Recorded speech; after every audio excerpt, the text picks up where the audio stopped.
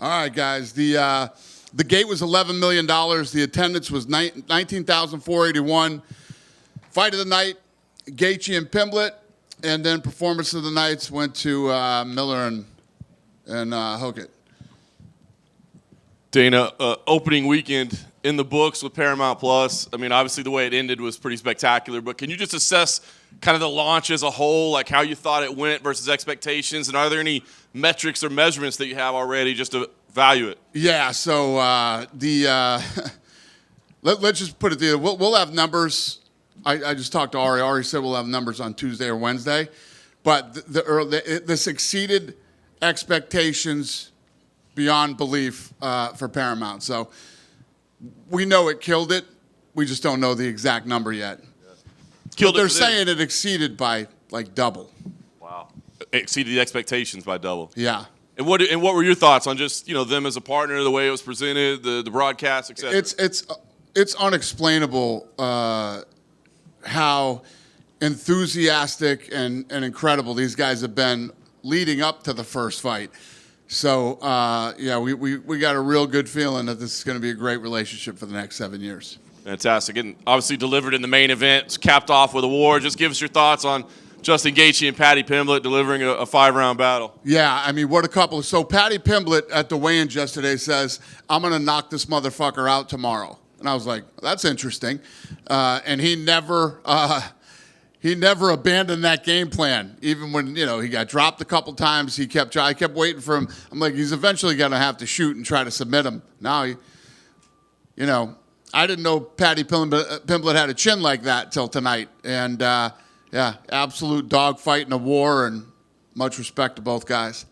We haven't seen Justin yet, so we don't know what his status is physically. But, I mean, is the interim, is the unification fight have to be next? Or is there a case if he's hurt and needs to be out for a while? Apparently he's 100%. So we sent Paddy Pimblett straight to the hospital, and then we're going to send Gaethje too. And Gaethje's like, believe me, I've been in plenty of wars. I'm good.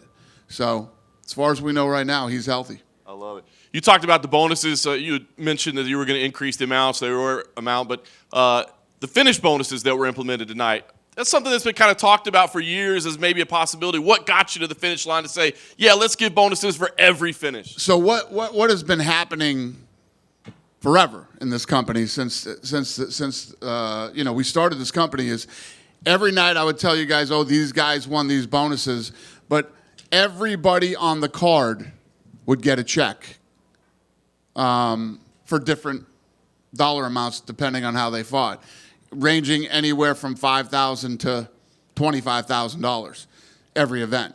So those are going away, and now, finishes will get a $25,000 bonus. Very nice.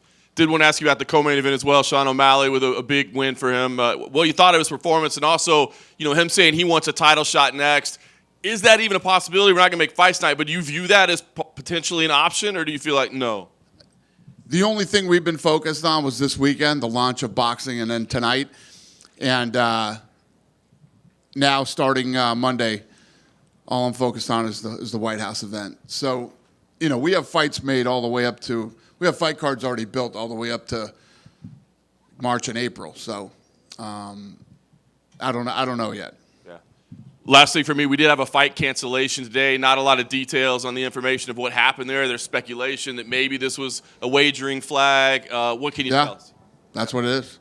Yeah. Happened again. We got called from the Gaming Integrity Service, and I said, I'm not doing this shit again. So we pulled the fight.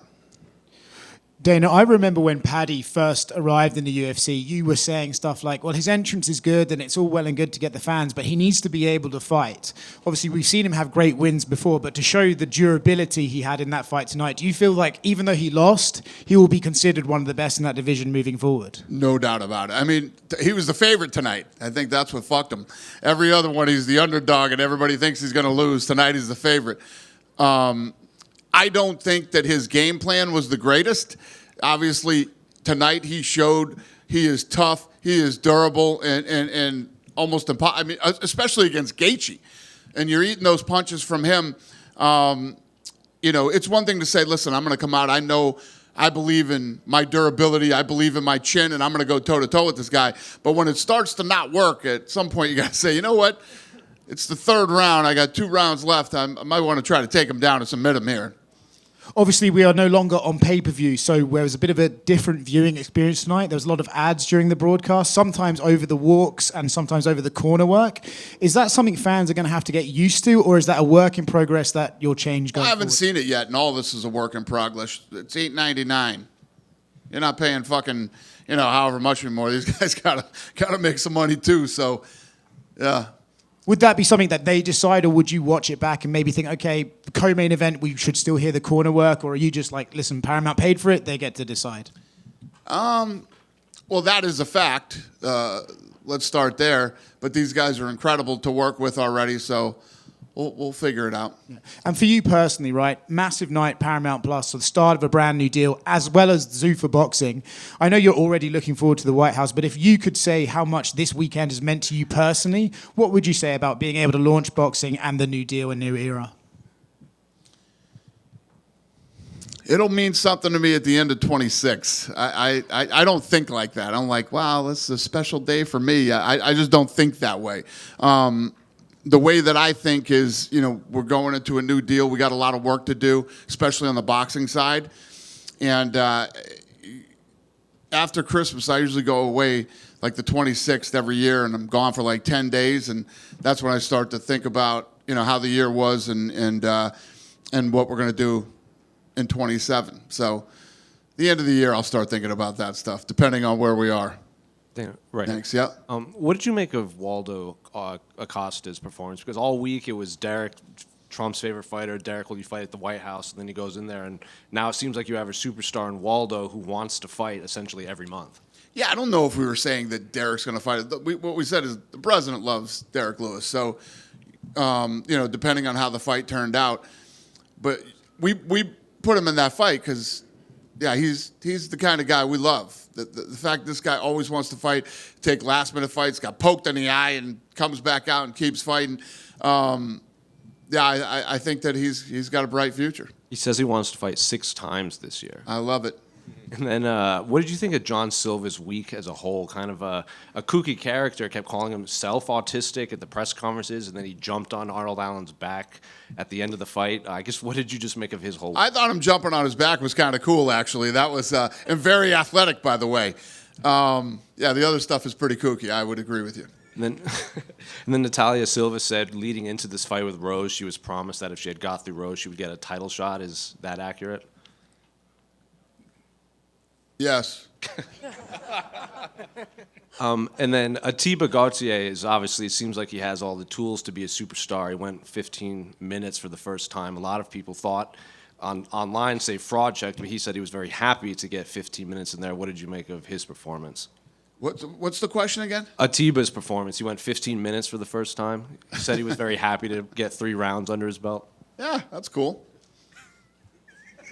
I mean, I don't know what you'd want me to say about that, but yeah, all right. And then just final one for me, unrelated to this fight. I don't know if you saw, but Conor McGregor did a live stream a couple weeks ago, and someone was asking about his contract negotiations, and he said it was essentially voided because a lot of it had to do with pay-per-view sales, and now there are no pay-per-views. Who said this? Conor. Okay. Have you heard those quotes? And he said he was going to enter renegotiations with you guys because of his contract situation. I have not, no. Dana over here. Yep. Congratulations on an amazing night. Wondering, one of the big things that's been thrown out, multiple titles for the White House. Fans are wondering, well, how are they going to spread out, across the schedule over Did you the hear summer? me say? Did I say that? That's the rumor that's out there. Is that From untrue? who? Who's the rumor? Where'd you see that? A lot of people on the internet. I'm assuming Okay, they're wrong. sounds legit. A lot of I fans. literally have not fucking said one thing about the White House, and that we're not even talking about it, thinking about it, or anything until Monday. Love it. Thank you. All right. Another question. Yeah. Fans are I wondering. can't wait to hear this one. Fans are wondering if more of the back catalog from the UFC library is going to make it to Paramount Plus. There's a lot of numbered events, but fans are also looking to watch more of the fight nights. Do you know if there are any plans for that? Oh, the fight nights aren't up there? There's a lot of main events, but some people want to go back through some of the older fights that weren't the headliners from past fight nights. Okay. Who said this? A lot of the fans online that just want to watch more old fights. I'm on it. Dana, Yeah. everyone and especially the fighters had a very positive reaction on bonuses going up today. Are these changes related to the new Paramount deal at all? And can we expect more positive changes anytime soon for the fighters? Are you two together? Yeah, it definitely 100% has to do with Paramount. Unexpectedly for many people, this was one of the best events ever. And can you just tell like how proud you are like to deliver such a I big show? don't. I don't ever feel that way. That's not the way I ever feel about anything. I look at the show completely different than everybody else does, and I'm just always looking to how can we do better than, next weekend than we did this weekend. So thank you. I don't know if I answered your question, but Thank you. thank you. Yeah. So, do you have some updates about the eye of Thomas Pinal and a potential rematch against Cyril Gane? Do you have any updates about the eye of Tom Aspinall, and is there a rematch in the works? Oh, Jesus. Don't let me talk about Tom Aspinall's eye. Apparently, he's going in for a second surgery or just had it, and by surgery, I mean injections. I have no idea. Thank you, sir. Get a quote from him. God fucking forbid I say something about it. Go ahead. Queer Dana. Lots of fans online said that Armand was snubbed from this interim belt fight, and I just want to know if you've had. They're all right. I want to know if you've spoken with him because he was at the fight tonight regarding his timeline. I said hi to him. That was it. We shook hands, said hi. And you mentioned that you made all the cards up until the White House. Will Armand be on one of those cards? Off the top of my head, I don't know if he's on one of them. Probably. Thank you, Dana. Yep. Go ahead. Yeah. Yeah, Dana, for Paddy Pimblett, you mentioned his chin. And of course, as fans, we can only be, it's kind of horrible when a fighter has the end of a career like Tony Ferguson or Chuck Liddell, where he takes too much damage. Is it something that concerns you to see a fighter that takes as much damage as early? As Patty did tonight? Yeah. Yeah, he got dropped a bunch of times. And obviously, took some big shots from a guy who knocks everybody out. But I don't know if that if it's gonna. You could say the same thing about Justin Gaethje. How was his chin gonna be after the Max Holloway fight? So it's tough to tell. You don't ever want to see guys take too much punishment, but I don't know if tonight, affected Patty's longevity in his career at all. He showed tonight that he's tough, he's durable, and he could take a punch. He could take a lot of punches, actually. And yeah, just the last one. And now that it seems that it's going to be Gaethje versus Topuria, it's probably going to be a crazy fight also, most likely striking. How do you see this one going? Yeah, I agree. It's going to be interesting. I think that Ilya hits like a truck, and so does Gaethje. And I think if Gaethje prepares properly and gets ready for this fight, it should be a fun one. Dan, just to follow up on the canceled fight from today, what happens now? Is there an investigation? I mean, the FBI's already, deep into all this stuff anyway, so I'm sure this one will be next. Right, so are those guys out of action until something concludes, or is it just one side of the fight? That I don't know. Okay. And you guys are still on pay-per-view in some markets. I saw people from Canada, the UK, being signing up for Paramount. What is this? I guess what's your message to the fans in places where you still have longer deals and they're still being charged, the $80 or whatever the case may be? What's my message to them? Yeah, well, just because they look and they're probably jealous of the situation over here. Well, I mean, even when we were doing pay-per-view in the United States, in other regions, pay-per-view doesn't really exist. There's only a couple. You got the UK and you got Australia, I think. Canada as well. And there's of course. I mean, I don't look at Canada as but the rest of the world was watching it for free on whatever subscription they had, or just part of doing business.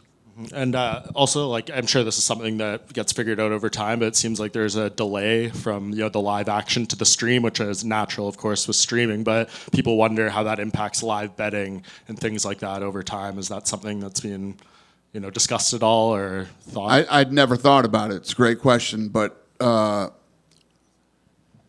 I mean, if you're on a delay, depending how bad the delay is, you probably wouldn't even be able to live bet. By the time you wanted to bet on something, it'd probably be over. But even the delay has got to be, they got to be 15, 20 seconds or something. It's not like there's some huge delay in the broadcast. You could tell that when I watch the fights when I'm in other countries, whether I'm on vacation or something, and I'm in a group text with the matchmakers, and they're, talking about shit I haven't seen yet. But it's only like a 20-second, 30-second delay. But I don't know the answer to that question. And just lastly, Justin Gaethje obviously, further solidifies himself as a great tonight, the first two-time interim champion, tied for the most fight of the night bonuses now in UFC history. I know he had some comments earlier this week. He said an offer had been made. You didn't get a response. Did you guys get a chance to get on the same page? Or? Talk to him about that. Okay. I don't talk about guys' money. If he wants to talk about it, he can. I'm not. Thank you. Over here. For the in-arena experience, we saw a little bit of shift in production. We saw that cool curtain drop promo before the main card, and also Bruce Buffer doing that "It's Time" intro. Are those things moving forward part of these Paramount experiences inside the arena? Or was it like a one and done to celebrate the new era? Yeah, I mean that was for tonight, the launch. I mean, we always do different stuff depending on what the event is. But on TV tonight, new graphics package, and the show felt different. You already heard people talking about the commercials and stuff like that. But yeah, same shit. Dana? No, yeah. Dominic Cruz is going into the Hall of Fame. I just wanted to know, your thoughts of him as a champion, and now he's an employee of the UFC as a broadcaster. Just overall thoughts on Dom. Yeah, obviously that's why he's part of the broadcast. He's, accomplished a lot of great things. I love having guys on the commentary team that can talk about the pressure of big fights, what it's like to be in title fights, guys that know it. And, Dom is definitely one of those guys who helped build that division for us when we brought it in from the WEC. Thank you. Yeah. Dana over here. Yeah. I wanted to ask one thing that shined a lot of light and chaos on the early prelims was Josh Hokett's post-fight interview. Did you see it, and what did you think? I didn't. I heard about it. I didn't see it. I don't love it. Thank you, Dana. Yeah. Nobody's asked me about the ref blowing his ACL during the fight. Yeah. Was it an Achilles or his ACL? ACL. Yeah. Have you seen that one before? Huh? You seen that before? Just Buffer. Yeah. Buffer's the only one I've ever seen blow an ACL that wasn't fighting. What did you think of Umar tonight? Yeah. Good. What's not to think about Umar, Any other questions? Did he blow his ACL Yeah, I blew his ACL. in the fight? Yeah. 5 minutes into the fight, or I don't know what the time was, but yeah, he blew his. They had to carry him out of there. Good? Good night, you guys. Thanks.